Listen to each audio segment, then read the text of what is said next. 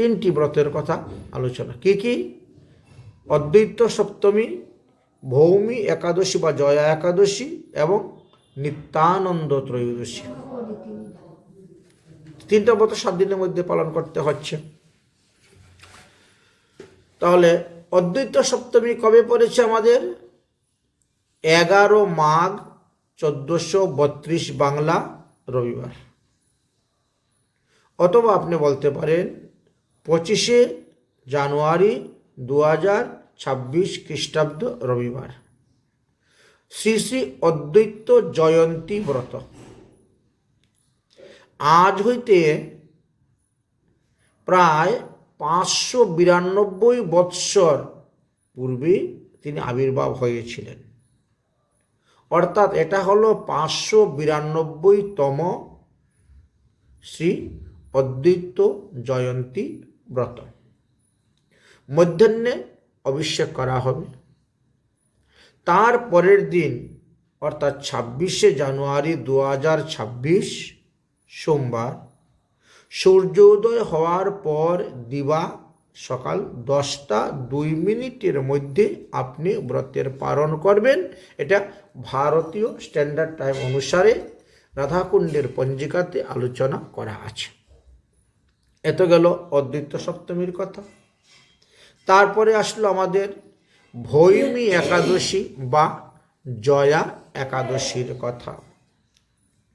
এই জয়া একাদশী পড়েছে 15 মাঘ 1432 বাংলা বৃহস্পতিবার অথবা 29 জানুয়ারি 2026 খ্রিস্টাব্দ বৃহস্পতিবার শ্রী ভৌমী একাদশী ব্রত বা জয়া একাদশী ব্রত।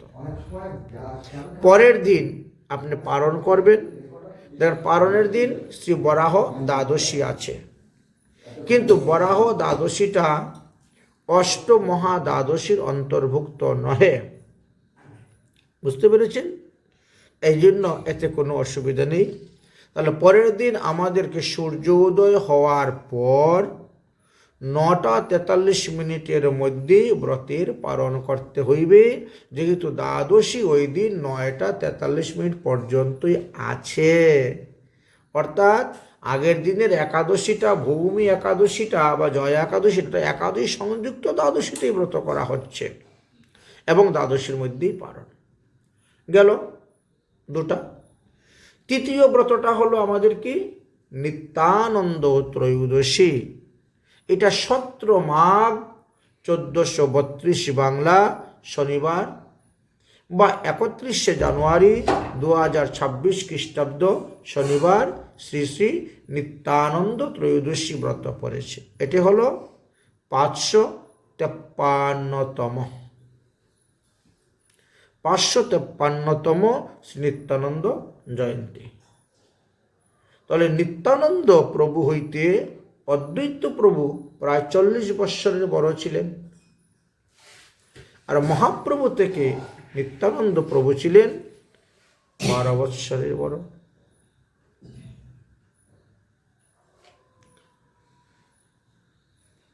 তো সেই অনুসারে যদি আমরা বিচার করি তাহলে মহাপ্রভু থেকে অদ্বৈত প্রভু 52 বৎসরের আগে এসেছেন বড়।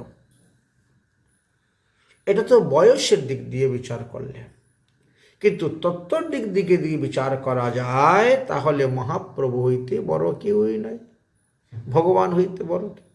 হ্যাঁ, ভগবান হইতে বড় তার ভক্ত বলা হয়েছে।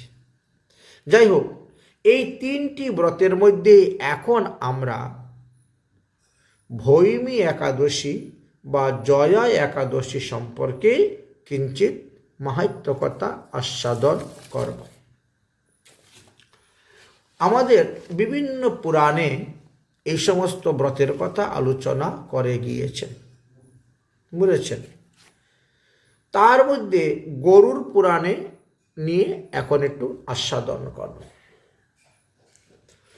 শ্রী গরুর পুরাণে, ওটাও কিন্তু আমাদের অষ্টমহাপুরাণের মধ্যে একটি পুরাণ। হ্যাঁ, 18টি পুরাণের মধ্যে অষ্টাদশ, 18টি পুরাণের মধ্যে একটি পুরাণ হলো গরুর পুরাণ। শ্রী গরুর পুরাণে মাঘ মাসের শুক্লপক্ষীয় একাদশী তিথিকে ভৈমী একাদশী বলিয়া কথিত হইয়াছে। কিন্তু কল্পান্তরে বিভিন্ন পুরাণে এই একাদশীর নামান্তর অর্থাৎ পরিবর্তী নামও দেখা যায়। কোনো কোনো পুরাণে লেখা আছে যে মাঘ মাসের শুক্লপক্ষের একাদশীর নাম কল্যাণী ছিল, কল্যাণী একাদশী নামে এটি প্রসিদ্ধ ছিলেন, এরকমও পাওয়া যায়। আবার পদ্মপুরাণ যদি আপনি আলোচনা করেন তাহলে পদ্মপুরাণে লেখা আছে যে মাঘ মাসের শুক্লপক্ষে যে একাদশী তার নাম জয়া একাদশী। এখন কি বুঝলেন? পদ্মপুরাণে বলছেন জয়া একাদশী, গরুড় পুরাণে বলছেন ভৈমী একাদশী, এবং অন্যান্য কোনো কোনো পুরাণে বলছে কল্যাণী একাদশী। তার মানে হলো এগুলো কল্পান্তরে নাম ছিল, ধীরে ধীরে এই নামগুলি পরিবর্তন হয়েছে। তো বর্তমানে আমরা অনেকেই জয়া একাদশী বলিয়েই থাকেন, এবং ভগবান শ্রীকৃষ্ণ ও যুধিষ্ঠির মহারাজকে এই সম্পর্কেই আলোচনা করেছিলেন। যুধিষ্ঠির মহারাজের যখন রাজস্বীয় যজ্ঞ হয়েছিল সেই সময়ে ভগবান শ্রীকৃষ্ণ, নারদমুনি, অন্যান্য মুনি ঋষিগণ গিয়েছিলেন। সেই সভাতে যখন ধর্ম কথা আলোচনা হয়েছিল, ধর্ম কথা আলোচনা প্রসঙ্গে যুধিষ্ঠির মহারাজ ভগবান শ্রীকৃষ্ণকে জিজ্ঞাসা করেছিলেন যে মাঘ মাসের শুক্লপক্ষে যে একাদশী তার নাম কি এবং তার মাহাত্ম্য কি, এটা আপনি কৃপা করে আমার নিকটে বর্ণন করুন। তখন ভগবান শ্রীকৃষ্ণ বললেন, হে মহারাজ, মাঘ মাসের শুক্লপক্ষীয় একাদশী জয়া নামে বিখ্যাত, জয়া নামে খ্যাতি লাভ করেছেন। এই ব্রত পালনের দ্বারা ব্রহ্মহত্যা পাপ নাশ হবে, এমনকি পিশাচত্ব বিনষ্ট হয়। অর্থাৎ মৃত্যুর পরও যদি কেউ ভূত প্রেত আদি অপদেবতা হয়ে জন্মগ্রহণ করে, এই ব্রতের পুণ্য ফল যদি কেউ তাকে দান করে তাহলে তিনি প্রেতত্ব থেকে মুক্তি লাভ করতে পারবেন। প্রেতযোনি থেকে মুক্তি লাভ করা যায় এই ভৈমী, জয়া বা কল্যাণী একাদশী ব্রত পালনের দ্বারা। এই বিষয়ে একটি পৌরাণিক কাহিনী আছে।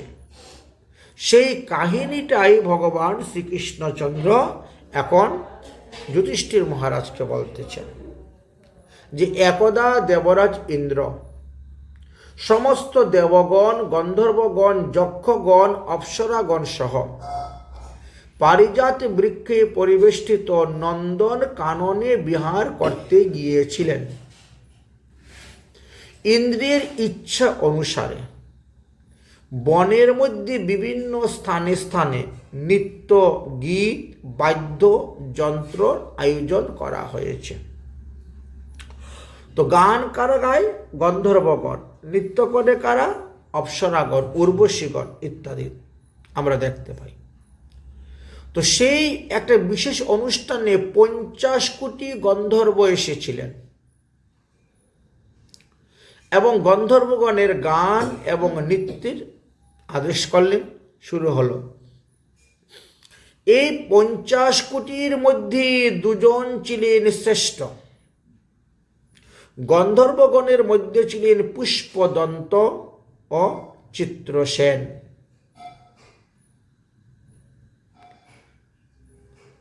পুষ্পদন্তের এক পুত্র ছিল, তার নাম ছিল মাল্যবান। তিনিও গন্ধর্বগণের মধ্যে শ্রেষ্ঠ ছিলেন। চিত্রসেনের পত্নীর নাম ছিল মালিনী এবং তার কন্যার নাম ছিল পুষ্পবন্তী। পুষ্পদন্তীর পুত্রের নাম ছিল মাল্যবান। এই মাল্যবান পুষ্পদন্তীর রূপে গুণে মুগ্ধ হয়ে গিয়েছিলেন। একে অন্যের কণ্ঠস্বর, নৃত্য, কলা, গান, বাজনা দেখে উভয়ের মধ্যে একটা ভাব এসে গেছিল। সেই পুষ্পদন্তী পুনর কটাক্ষ দ্বারা মাল্যবানকে বশীভূত করিয়াছিলেন।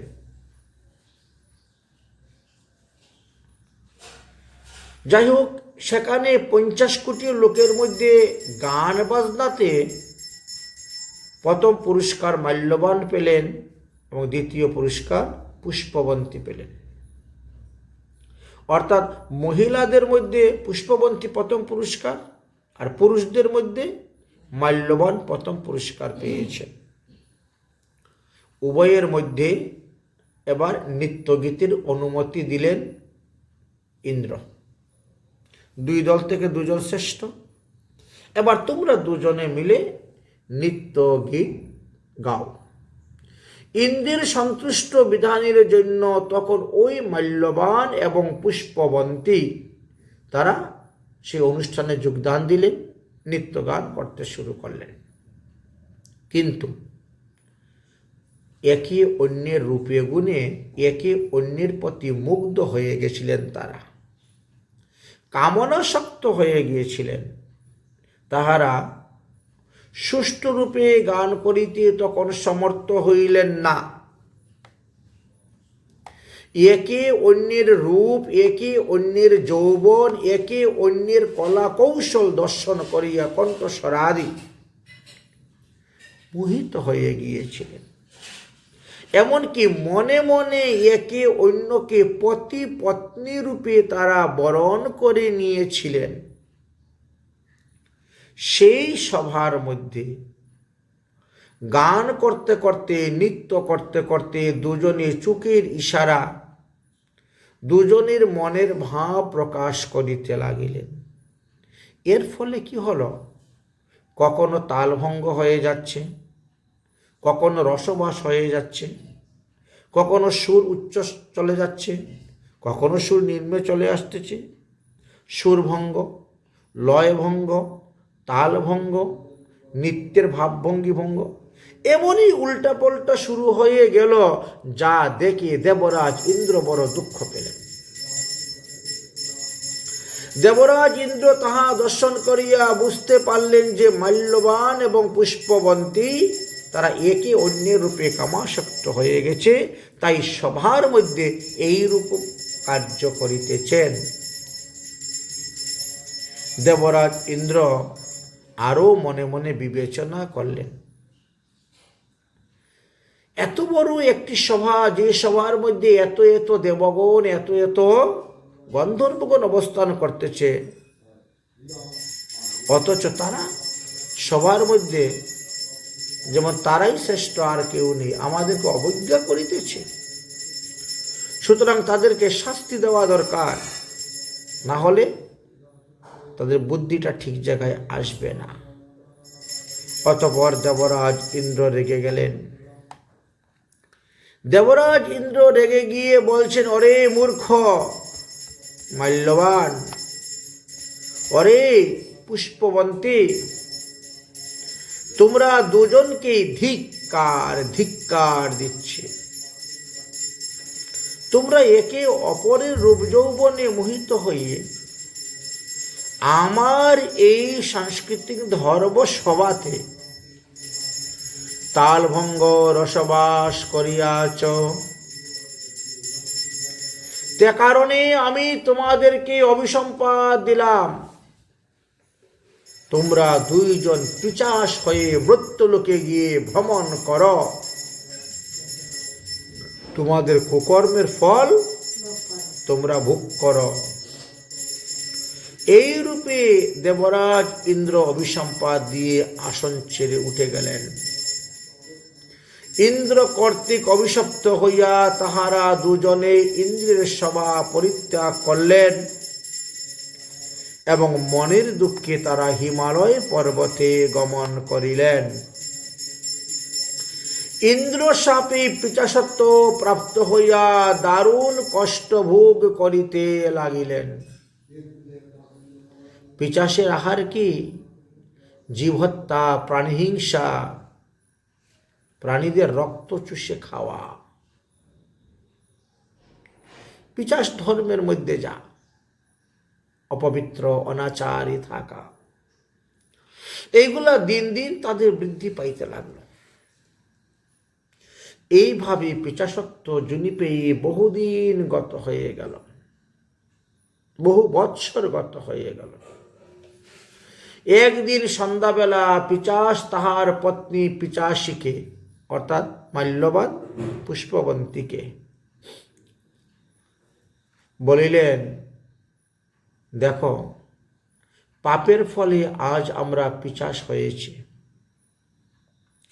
আর পিচাস জনিতে জন্ম নিয়ে আমরা কত দুঃখ কষ্ট ভোগ করতেছি, আর তার মধ্যে আরো পাপ করে যাচ্ছি, না জানি এই পাপের ফল ভোগ করতে গিয়ে আমাদেরকে আবার কতবার আরো পিচাস জনি নিতে হবে, জন্ম নিতে হবে। তাই নিশ্চিত করলাম যে আজ থেকে, এখন থেকে আর কোনো পাপকার্য করিব না, অনাহারে প্রাণ ত্যাগ করিব, তথাপিও আর কোনো পাপকার্য করিব না। এই প্রকারে চিন্তা করে তারা দুজন কি করলেন? পর্বতের গুফার মধ্যে ঢুকলেন। অন্নশন ব্রত মানে অন্ন জল কিছুই গ্রহণ করব না, ভগবানের নাম করে করে প্রাণ ত্যাগ করব, এই বলে একটি গুফার ভিতরে প্রবেশ করলেন। একদিন দুদিন গত হয়ে গেছে, অনাহারে মৃতপ্রায় অবস্থাতে তারা পড়ে আছে। দৈবক্রমে এই যে মাঘী শুক্লা জয়া নামক একাদশী তিথি ওই সময় পড়ে গেল। তাহারা কিন্তু এই ব্যাপারে কিছুই জানে না। একটি অশ্বত্থ বৃক্ষের তলে নিরাহার নির্জলা অবস্থায় থেকে তারা দিন রাত যাপন করতেছেন। মাঘ মাসের প্রচণ্ড ঠান্ডার কারণে রাত্রিবেলাও নিদ্রা আসতেছে না। পরের দিন সূর্যোদয়ে দ্বাদশী তিথি উপস্থিত হয়ে পড়ে। জয়া একাদশী দেবী তখন তাদের উপরে সন্তুষ্ট হয়ে গেলেন। তোমরা আমার জয়া একাদশী ব্রত পালন করেছ, তাই আমি তোমাদেরকে পিচাসত্ব থেকে মুক্ত করে দিলাম। একাদশী মহারানী সন্তুষ্ট হয়। পুষ্পবন্তী এবং মাল্যবান পূর্বে যেই রকম গন্ধর্ব রূপ প্রাপ্ত হয়েছিলেন, সেই রকম রূপবান যৌবন অবস্থা প্রাপ্ত হলেন এবং উত্তম বেশভূষা ধারণ করিয়া তারা স্বর্গে গিয়ে উপস্থিত হয়েছেন দেবরাজ ইন্দ্রের সম্মুখে। দেবরাজ ইন্দ্র তাদেরকে দর্শন করিয়া অতি বিস্মিত আশ্চর্যামৃত হয়ে গেলেন। একই তোমরা এখানে? আশ্চর্যিত হয়ে জিজ্ঞাসা করলেন, আমার অভিশাপে তোমরা পিচাসত্ব প্রাপ্ত হয়েছিলে, পৃথিবীতে ভ্রমণ করছিলে, কোন পুণ্যের ফলে পিচাসত্ব তোমাদের দূর হয়ে গেল?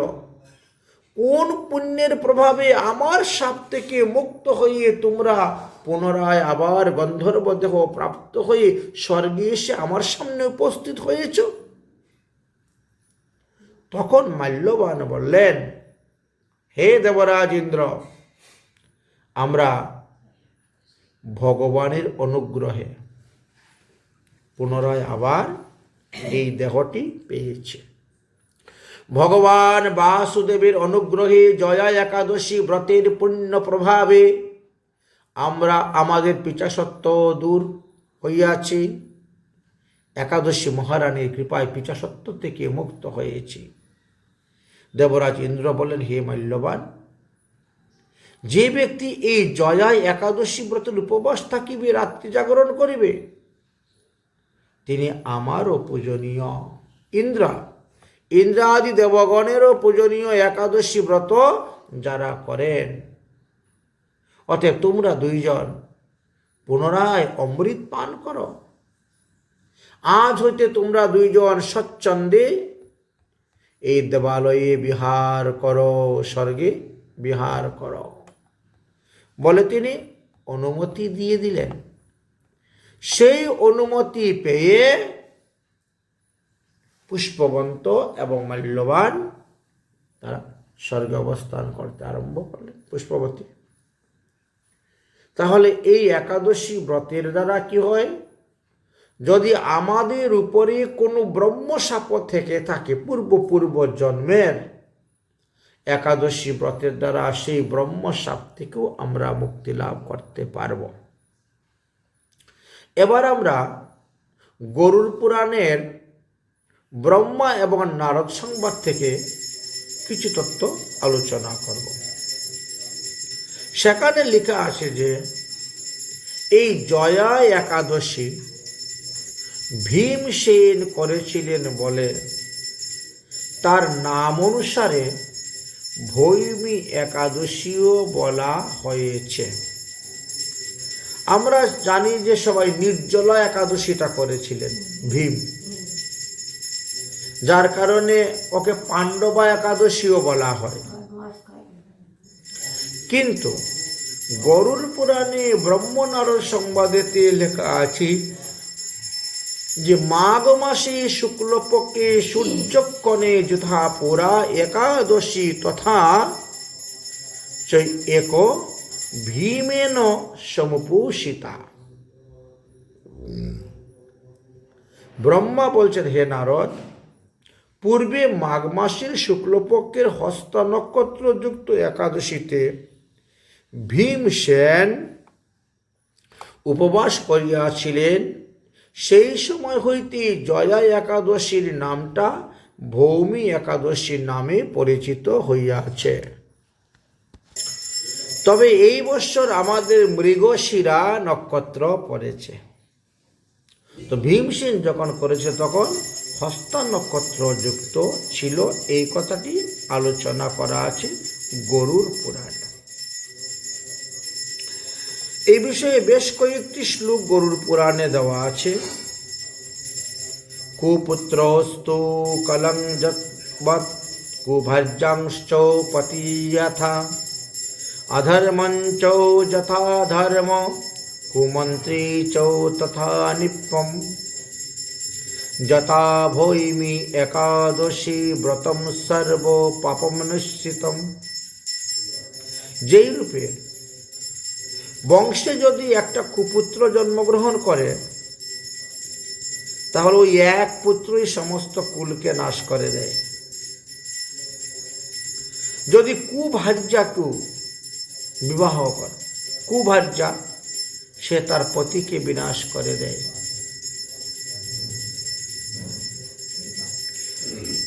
ধার্মিককে অধার্মিক বানিয়ে দেয়। ধর্ম যেভাবে অধর্মকে নাশ করে, কুমন্ত্রী যেভাবে রাজাকে নাশ করে, কুপুত্র যেভাবে বংশকে নাশ করে, কুভার্যা যেমনভাবে স্বামীকে নাশ করে, ঠিক সেইরূপভাবে ভৌমি একাদশীও পাতক, মহাপাতক, অনুপাতক, উপপাতক আদি সমস্ত পাপকে নাশ করিয়া থাকেন। এতদ্ভিন্ন মৎস্য পুরাণেও আমরা এই একাদশীর কথা পাই। মৎস্য পুরাণে ব্রহ্মা এবং মহাদেবের মধ্যে এই সংবাদ হয়েছিল।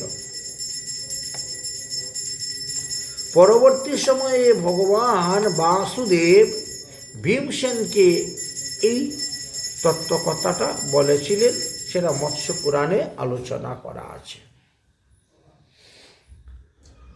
যদ্যাষ্টমী চতুর্দশা দ্বাদশীস্তো ভারত অন্যেস্ত্বপি দিনে কনেষু যৌনশক্তংশ্চ উপাসিতম তত পুণ্যামিমং ভীমৌ তিথিং পাপং প্রণাশীনম উপাস্য বিধানানেন গচ্ছং বিষ্ণু পরম পদম। হে ভীমসেন, তুমি যদি অষ্টমীতে ব্রত থাকতে না পারো, তুমি যদি চতুর্দশীতে ব্রত থাকতে না পারো, তুমি যদি দ্বাদশীতে ব্রত থাকতে না পারো, তুমি যদি অন্যান্য তিথিতে ব্রত থাকতে না পারো,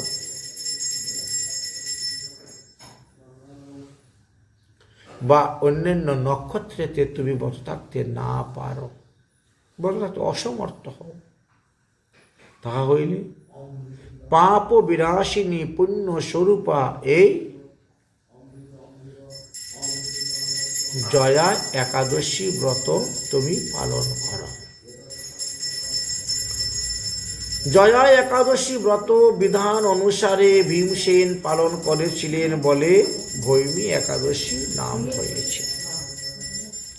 ভগবান বিষ্ণুর পূজা এবং রাত্রি জাগরণ উভয়ের কথাই বলা হয়েছে। তুমি যদি এইভাবে পূজা করতে পারো, ভীমসেন রাত্রি জাগরণ করতে পারো, তাহলে তুমি বিষ্ণু পাদপদ্ম পদধাম লাভ করবে। এত ভিন্ন আরো কিছু মহিমার কথা লেখা আছে। পূর্বে কোনো এক আবিরি কন্যা